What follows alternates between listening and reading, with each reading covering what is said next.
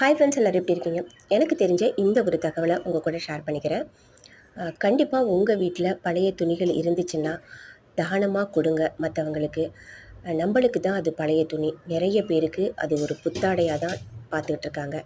நிறைய பேர் துணி இல்லாமல் எவ்வளவோ கஷ்டப்பட்டுக்கிட்டு இருக்காங்க. சில பேர் வந்து தன்னோட துணிமணிகளை எல்லாம் மற்றவங்களுக்கு தானமாக கொடுத்தா நம்ம வீட்டுக்கு அது தரித்திரத்தை உண்டு பண்ணும், துணி சேராது அப்படிங்கிறதுக்காக அதை கொண்டு போய் ஆற்றுலையோ குளத்துலையோ விட்டுருவாங்க. தயவு செஞ்சு அப்படி செய்யவே செய்யாதீங்க. துணிமணிகளை தானமாக கொடுக்கறது ரொம்ப ரொம்ப நல்ல விஷயம். உங்களுக்கு வெறுமனே கொடுக்கறதுக்கு இஷ்டம் இல்லை அப்படின்னா உப்பும் மஞ்சளும் கலந்த தண்ணியை தெளிச்சிட்டு அதுக்கு பிறகு நீங்கள் கொடுக்கலாம். உப்புக்கு வந்து தோஷம் இல்லை.